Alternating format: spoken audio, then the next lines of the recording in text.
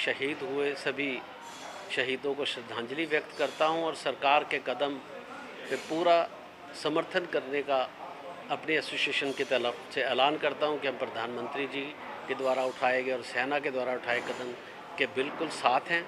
तो अपने इशू पर भी आते हुए मैं आपको बताना चाहता हूं कि हमारे हरियाणा में करीब 3,000 से ज़्यादा स्कूलों पर कोर्ट के एक विशेष ऑर्डर के तहत आड़ लेते हुए उन पर लगातार धक्केशाही के रूप में कार्रवाई की जा रही है, जो गैर कानूनी है।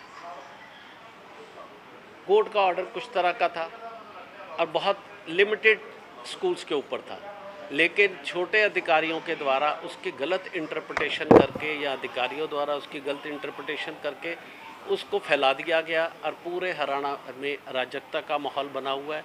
विशेषकर जब शिक्षा का सत्र शुरू होता है, इससे शिक्षा की गुणवत्ता पर प्रभाव पड़ता है और उसका असर देश के और प्रदेश के बच्चों पर भी पड़ना स्वाभाविक है।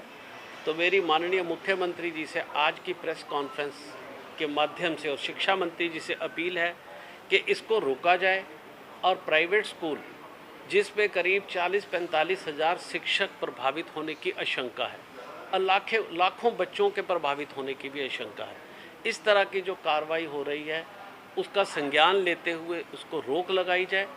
और हम बार बार 2 दशकों से ये बात कह रहे हैं कि जिन स्कूलों से नॉर्म्स पूरे नहीं हो रहे उनमें सरकारी स्कूल भी शामिल है, हज़ारों सरकारी स्कूल शामिल है, जिसका डाटा मेरे पास है। और ये मामला विधानसभा में भी उठा कि सरकारी स्कूलों के भी नॉर्म्स पूरे नहीं हैं।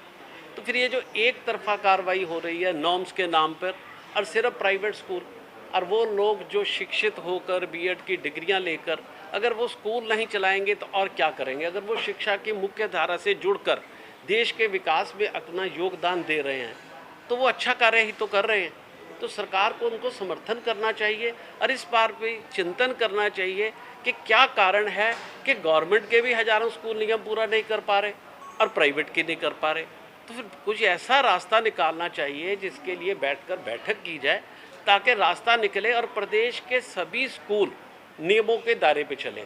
हम इस तरह का फार्मूला देने के लिए तैयार हैं। हमारे पास ये फार्मूला है जिससे प्रदेश के प्राइवेट स्कूल भी पूरा कर पाएंगे और सरकारी स्कूलों पर भी जो सवाल हमने उठाया वो नहीं उठेगा। तो आज की प्रेस कॉन्फ्रेंस का मुख्य तरीका यही है।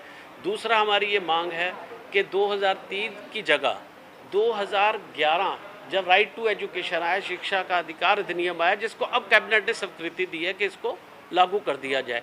6 जून 2011 में हरियाणा में इसके नियम बने। इससे पहले चलने वाले सारे स्कूलों को पूर्व का स्कूल मानते हुए रिलैक्स नॉर्म के तहत शिक्षा के अधिकार अधिनियम के तहत वहाँ कहीं जगह की बात नहीं की गई है और हम इसका बहुत स्पष्ट रास्ता बताने को तैयार हैं। सरकार को सिर्फ बैठने की ज़रूरत है, अन्यथा इस समय शिक्षा में एक अव्यवस्था का माहौल बना हुआ है। हमारी लोकप्रिय सरकार नई बनी है। हमारे माननीय मुख्यमंत्री जी बहुत हर एक के प्रति सजग हैं, अब सभी के प्रति विनम्र हैं। माननीय शिक्षा मंत्री भी बार बार कह रहे हैं कि एड़ी से चोटी तक अगर कोई नियम पूरा नहीं करता होगा सिर्फ उस पर कार्रवाई होगी। तो मेरा ये कहना है जब माननीय शिक्षा मंत्री मुख्यमंत्री इतने संजीदा हैं तो अधिकारियों के साथ प्राइवेट स्कूलों के प्रतिनिधियों की एक मीटिंग करनी चाहिए और एक फार्मूले पर पहुंचकर इस तरह के नियम का जो है सरलीकरण होना चाहिए जिससे ना सरकारी स्कूल पे उंगली उठे और ये प्राइवेट स्कूल भी जो शिक्षा में रोजगार भी दे रहे हैं और शिक्षित करने का काम भी कर रहे हैं, ये सुचारू रूप से चलते रह सके। भगवान का नाम और ध्यान घर में रहेगा हर वक्त। सकारात्मक प्रभाव वेदाक्ष धूप बत्ती से। वेदाक्ष ज्योतिष सेवा संस्थान द्वारा अभिमंत्रित धूप बत्ती रोज मोगरा और बेलपत्र की महक से लक्ष्मी का होगा वास। वेदाक्ष धूप बत्ती।